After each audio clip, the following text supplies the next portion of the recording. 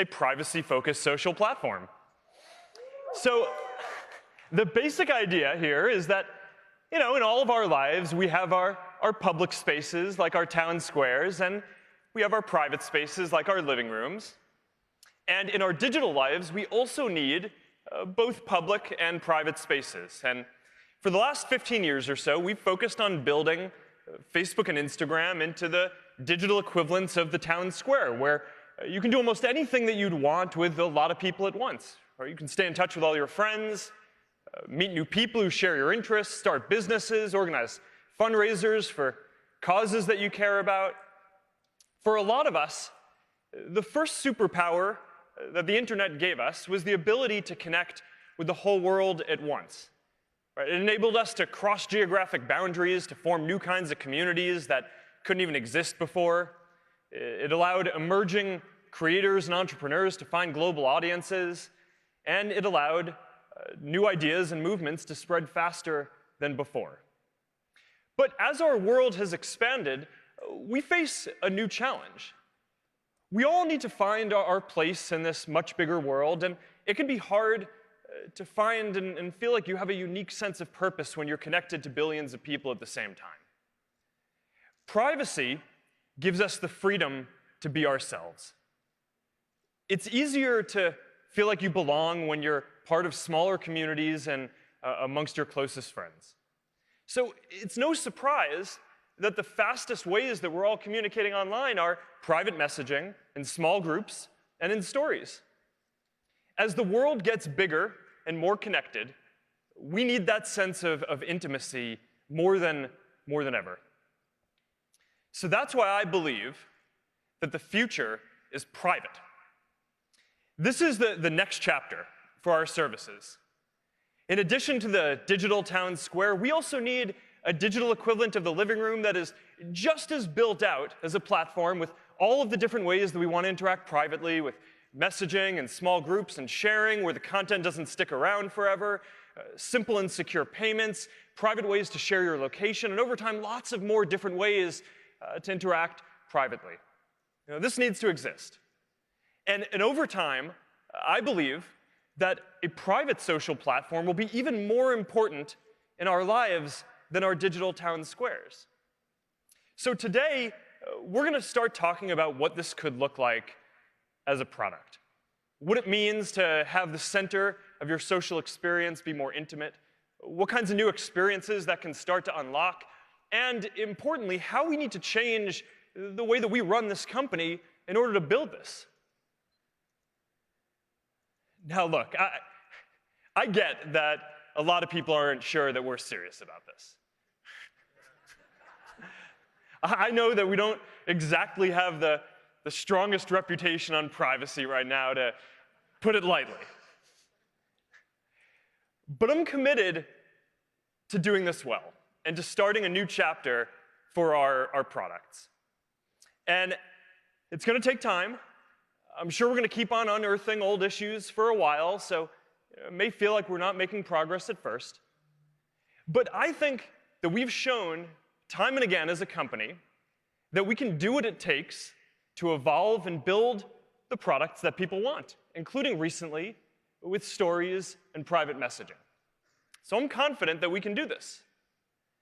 And we plan to do this in the way that we've developed WhatsApp. Right? Start with the most important and private use case, messaging, make it as secure as possible with end-to-end encryption, and then build more ways for all of us to interact privately on top of that. And this vision is based on 6 principles.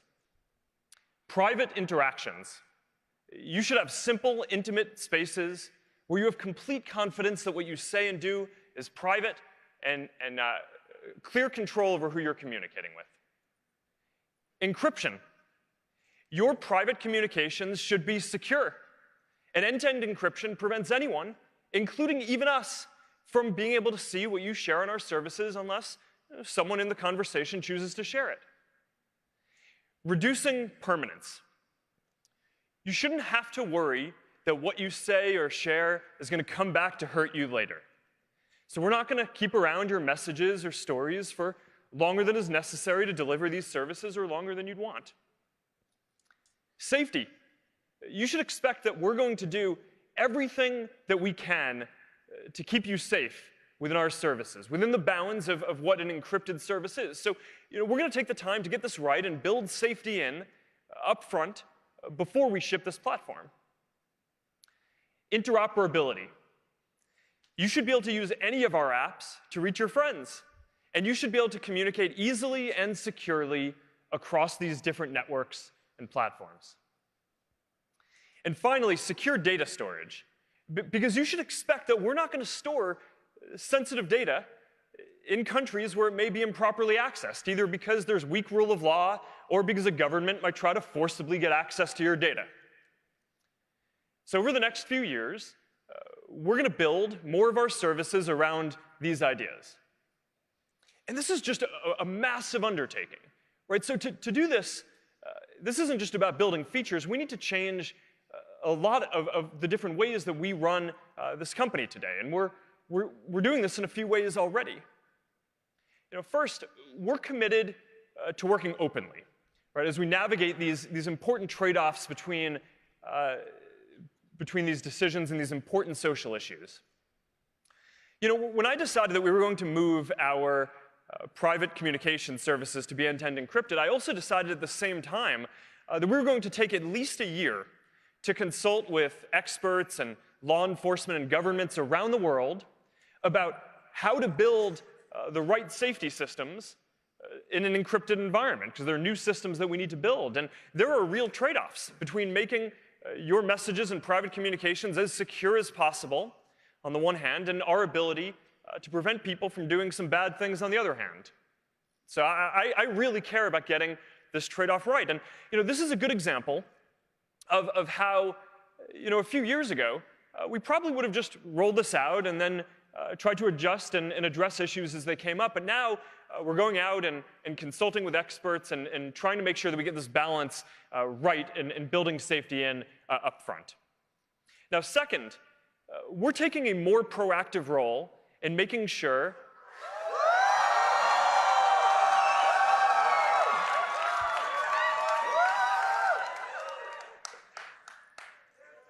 I wasn't expecting that. But I'm excited about it too. All right. Taking a more...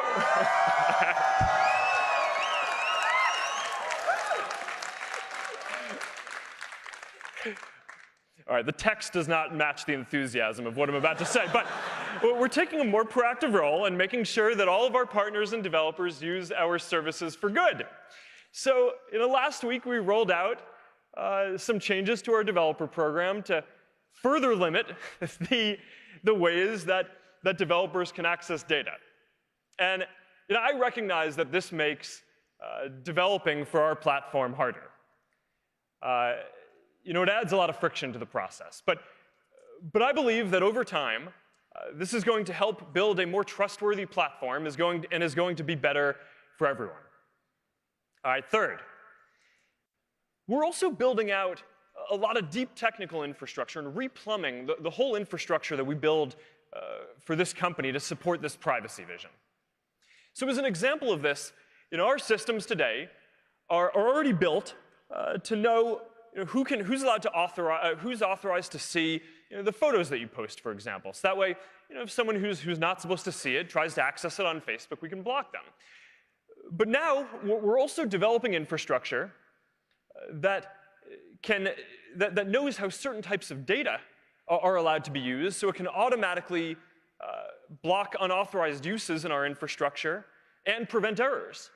Now, like a lot of other internet companies out there, we rely on engineers today to manually code a lot of these access rules into our systems. But we think that we can make this more reliable and more secure. So we're looking at ways in future computer languages and in future databases and systems that can encode privacy and data use principles as first-class concepts across our whole infrastructure. And this is going to take a long time. The infrastructure is very complex. But this is just one of the ways that we're replumbing the whole infrastructure for what we do to support this privacy vision. All right, so overall, this isn't just about a few new features, right? This is a big change in how we're building these products and how we run our company. It's not going to happen overnight, and to be clear, we don't have all the answers for how this is going to work yet. But today, we are ready to start talking about parts of what this privacy-focused vision is going to look like across each of the areas that we're building. So let's start with our messaging apps, which is going to be the foundation of this vision. Now, the first thing that we've got to deliver for all of you is the best private messaging experience by far. Right? And then on top of that, we can start building more ways to interact privately. But the first thing that we need to do is deliver a basic messaging experience, which is the fastest, simplest, most reliable, and most secure of any of the leading platforms out there. So for Messenger, we've been focused on rewriting the entire thing from scratch to deliver the best private messaging experience that there is. And last year at F8, we introduced the first step of this, our new very simple design, M4. So that was step one. And now our next goal is to make Messenger the fastest messaging app out there, and to make the app binary size smaller than any of the major social apps. So we've been working on a project that we've called Lightspeed. And we've been working on this for a long time to rewrite the whole thing. And now we're a few months away from starting to roll this out. And here are some early benchmarks from our lab, looking at how fast this is compared to the other leading platforms out there. Generally, WhatsApp is faster than the other leading platforms, but the other thing that we showed was basically the average of the leading messaging platforms in each country around the world. And Lightspeed is just going to be much faster. All right, so that's what we're doing on simplicity and speed. To be the most reliable, though, you need to do more than just deliver the messages consistently. Right? We need to make sure that the service is available everywhere that you are. And for a modern messaging experience, that means having a great desktop experience. So we've built a great new desktop app. So you're going to be able to chat and video chat in a native app, not just the browser. And we are launching this on both Mac and Windows. And this is one of our top most requested features. All right, so privacy and security. So we believe that a privacy-focused messaging platform has to be encrypted.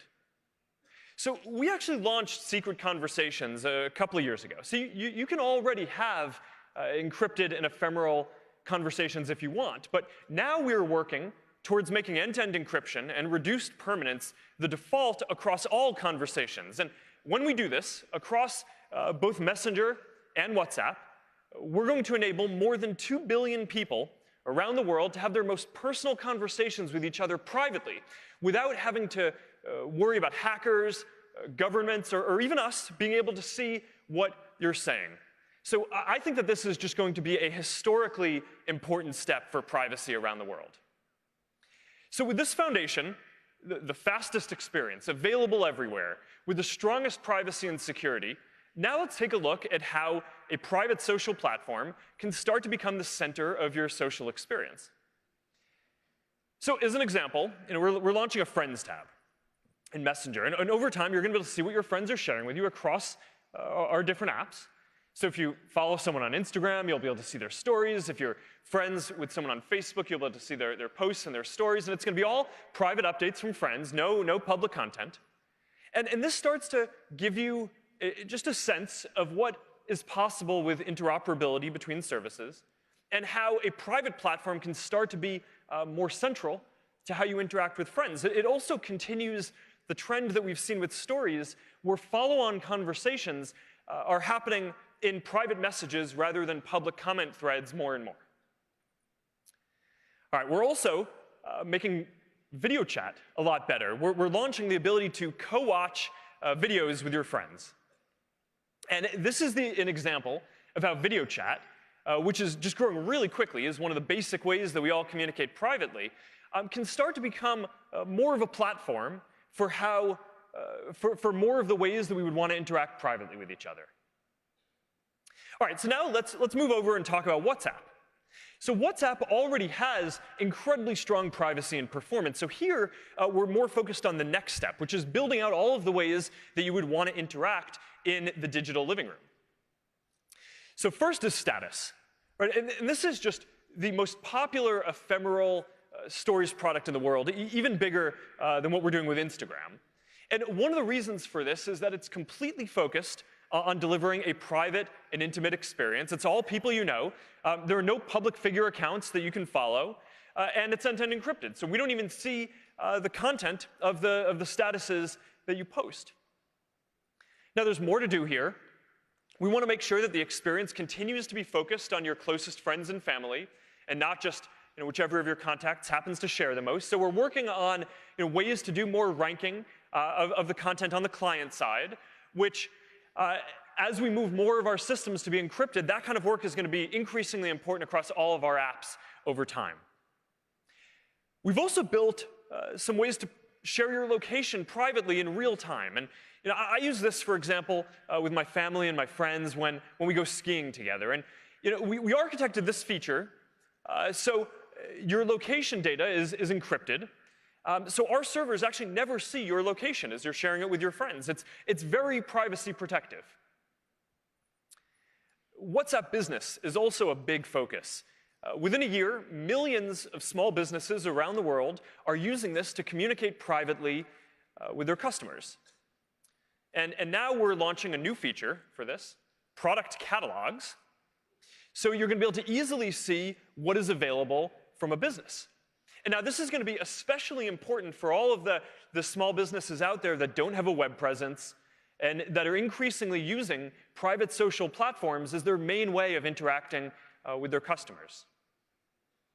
All right, so let's talk about payments, because this is a part of the vision that I'm particularly excited about. Because when I look out at all the different ways that people interact privately, I think payments is one of the areas where we have an opportunity to make it a lot easier. That's among the most important things that we can do here. I believe that it should be as easy to send money to someone as it is to send a photo. So we're already testing this in India with about 1 million people. It's being used a lot, and the feedback so far is great. And we're already working on rolling this out in a number of other countries later this year. And you can take a look at what the basic experience is. And overall, payments and private commerce is one of the areas that I'm really excited about. And we're going to have a lot more news and things to talk about here over the coming year as we flesh this out more. So these are just a few examples of some of the experiences that we're going to be able to build here. And it's a look at how we're starting to bring this privacy-focused vision to life. Now, I started off today talking about how we all want to be able to communicate both publicly and privately. So now let's turn to Facebook and Instagram, the digital town squares, because as we focus more on privacy across our whole company, we're also focusing on adding more ways to interact privately across these apps as well. And here we're focusing on groups, we're focusing on stories, and more private ways to interact with businesses. Now, a couple of years ago, we changed our whole mission as a company to focus on helping you build community. Right? And the idea here is that our friends and family are always going to be the core of our social lives. But we all also need to belong to communities that share our values and interests, that support us, that help us, give us that sense of purpose, and that help us grow in the ways that we want. And I think that this matters even more today than before. Because in a world where people are joining fewer physical communities and there's less social cohesion, it's more important than ever to make it so that we can easily be a part of communities that are meaningful to us. Now, there are already more than 400 million people who are members of Facebook groups that are meaningful to them and that are among the most important parts of their social experience. And these are groups typically where people get together physically, in person, as well as online, right? Like this small group for people who like running and also care about the environment. So they get together and go running and pick up trash around their town. Or like this tight-knit group for military families. So when they get deployed to a new city, they know where to go to ask what school to send their kids to and how to get integrated into the local community. And we believe that there is a community for everyone. So we've been working on a major evolution to redesign the Facebook app to make communities as central as friends. Now, in the history of Facebook, there have been 4 major versions of the product so far, and this is the 5th. So we are calling this FB5, and it has a much bigger focus on communities and making communities as central as friends. So here's a look at what this is going to look like. It's got a much cleaner look and feel for the app. It puts your private groups right at the center of the experience, and it's a much lighter design overall. The app isn't even blue anymore. All right, now, while we're at it, we are also rewriting the Facebook website completely from scratch and redesigning it to make it much faster and cleaner as well. This one is coming a little later this year, but here's a preview of what it's going to look like. Now, across both of these, there's a lot of new work under the hood, right? And this is more the sum of hundreds of details rather than just a few major changes. But overall, we've made it a lot easier to find and connect to the groups that you're going to be interested in. Much better suggestions, better browse and discover tools. There's a new groups tab that puts all of your communities in one place. Overall, basically now everywhere where you're going to be able to see and connect with your friends, you're also going to be able to see and connect with groups that you care about. And it all adds up to this feeling that groups are now at the heart of the experience just as much as your friends and family are. Now, while we're doing this, we are very focused on safety here across groups. And while we're recommending groups for people to join, we're very focused on making sure that our recommendations and discovery surfaces aren't highlighting groups where people are repeatedly sharing misinformation or harmful content. And we're working hard to completely remove groups if they exist primarily to violate our policies or do things that are dangerous. So that's just been a very big focus for us here. Now, there's also a lot more to communities than just groups. And there are lots of different ways to interact with the people in the communities that you care about. A lot of them are private, around events, around games, around dating, or other ways to meet new people. There's a lot more to FB5, and Fiji is going to come out a bit later to walk you through all this in more detail. But overall, this is the biggest change to the Facebook app and website that we've made in the last 5 years, since we made the whole thing native and a lot faster. And as a symbol of this, we're not just updating the look and feel, we're also updating the Facebook icon and refreshing it for the first time since I can remember, to make it a bit more lively and modern. So there we go. And I'm excited to get this app in all of your hands. We're shipping this today. And so we're going to start rolling it out, and everyone in the U.S. is going to be able to get it today, and a couple of other places, and we're going to roll it out across the rest of the world over the coming weeks as well. So, all right, now for Instagram, let's move on to Instagram. We are also very focused on adding more private interactions to what is generally a core staple of our digital town square here. And here at Instagram, we're mostly focused on stories, which are generally more privacy protective since they're more ephemeral than posting into feed permanently. And we're also focused on payments and interacting with private interactions with businesses. So let's start with shopping. One of the interesting challenges with shopping, either online or offline, is that a lot of the way that we browse is in public. But then when we actually go to do a transaction, that's a very private interaction. So we think that there's an opportunity with Instagram to marry these two experiences together and make them both better. Now, we know that a lot of us already use Instagram to find things that we're interested in, and we think that there's an opportunity to do just a lot more here. So we are launching today a new shopping channel in Explore. So you're going to be able to browse things that you may want to buy or are interested in. We're continuing to roll out checkout. So you're going to be able to buy from more and more brands from directly within the app. And we're also announcing that we're adding a new way for people to buy directly from creators too. So that means that you're going to be able to support the people who are making the stuff that you love. And I think that that's going to be a pretty big deal. All right, now moving along to stories, as more of our sharing moves to stories and becomes more ephemeral and impermanent, we're building more features on top of stories as well. And there are two that I'm excited to talk about today. The first is that we're making the camera a lot better. We're adding a new create mode, we're calling it, which makes it so that when you're building a story or starting a story, you don't need to start with a photo or a video anymore. You can start by just bringing a stickers or drawing or putting text. So that's a pretty big change to how stories has worked so far. We're also launching donation stickers.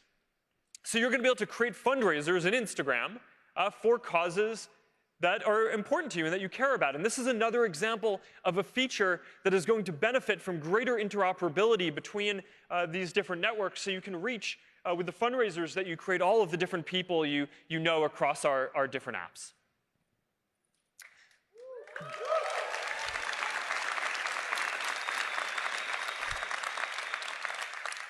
All right, now, we mostly talked so far about our mobile apps and what's possible to build on phones in the current generation of computing. But we're also very focused on building technology to shape the next generation of computing, to make it more human, more designed around the ways that we all naturally interact with each other, and now also more aligned with this privacy-focused vision for the future. So I think that augmented and virtual reality have the potential to create much more personal and intimate experiences. With VR, you feel like you're actually right there, present with someone, even physically, they're in a completely different place somewhere halfway across the world. And with AR, instead of you having your face in your phone and someone else having their face in theirs, now the computing environment is going to put digital objects in the real world that you're going to be able to both interact with and actually be present together. So 2 years ago at F8, we talked about how the camera was going to be the first AR platform. And in the last year alone, more than 1 billion people have used AR features on Facebook, Instagram, Messenger, and Portal. And now, to make this into an even broader platform, we're focused on making it easier to build for. So today we're announcing that we're bringing the Spark AR Studio, and we're supporting both Windows and Mac. And we are also going to open our AR beta for Instagram, so everyone is going to be able to build for it.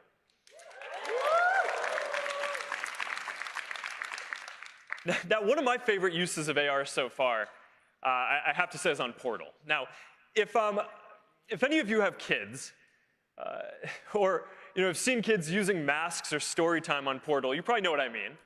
This is a photo of my mom reading Three Little Pigs to my daughters. And Portal has turned her into a wolf as she's huffing and puffing.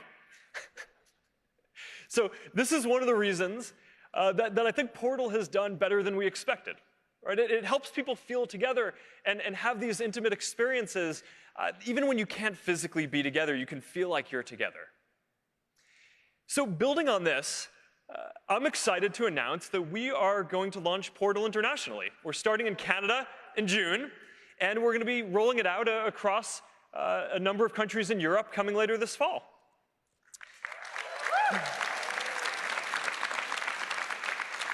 And as part of this, of course, it's really important that we bring WhatsApp to Portal.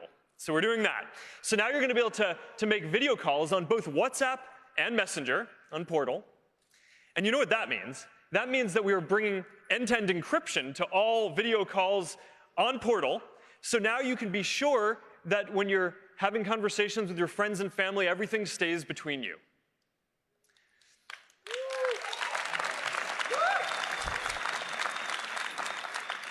All right, now the last area that I want to talk about today is virtual reality. Now, this is going to be a big year for VR because we are shipping 2 new products. Oculus Rift S, which improves on the original Rift, a higher resolution display, better optics, inside-out tracking. And of course, we're launching Oculus Quest, the all-in-one headset that we've all been waiting for with no cables and full freedom of movement. So, these are a real step forward. Rift S is the most powerful VR headset that you can buy. And Quest just blows people away because it's the first time that you can just walk around a VR space and fully interact with the people in it. So I'm excited to announce that we are opening pre-orders for both of them today. They're each going to be $399. They're going to start shipping within a month on May 21st.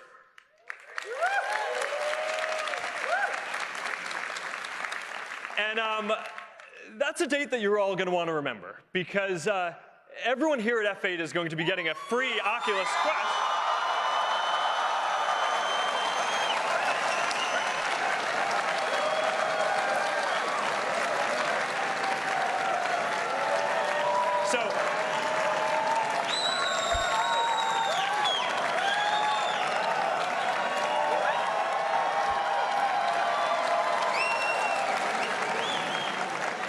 So I'm really excited to get this into your hands. I can't wait to hear what you all think of this. I'm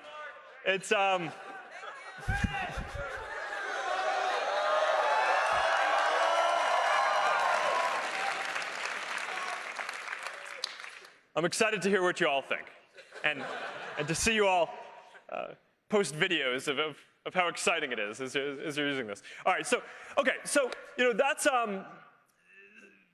that's how we're starting to build out this privacy-focused vision across everything we do.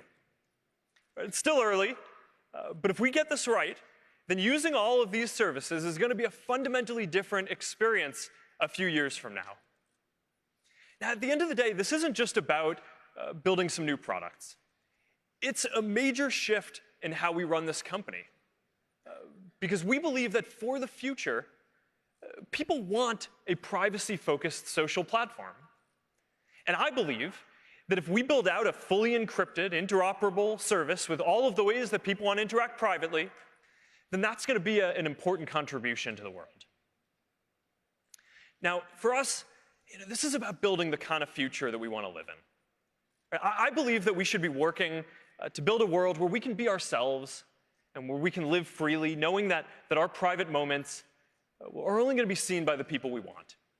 A world where everyone has the power to speak and say what they want and use their voice and connect to the people they care about, where we can come together around community and around commerce, where we build in the tools that we need to keep us safe from the beginning and prevent harm, and where we then are able to focus on all the good that people are able to do, and not just the big moments, or the social movements, the breakthroughs, but also all the everyday good, the emotional support, the jokes with friends, the feeling of being together with your family, both in private and in public, the living room and our town squares.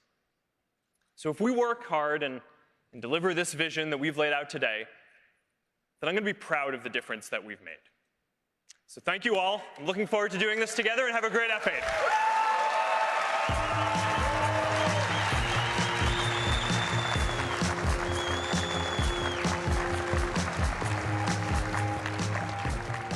What does it mean to build an awesome product? That's what I want to talk to you about today. My name is Asha, and I lead the Messenger product teams. And now, more than ever, we're focused on building new experiences that meaningfully improve people's lives. Last year, on this very stage, we previewed the completely redesigned Messenger 4. And since, we have launched new features like dark mode, message replies, global delete, AR games, and more. Take a look at what we've been up to. There's only one direction, and it's straight.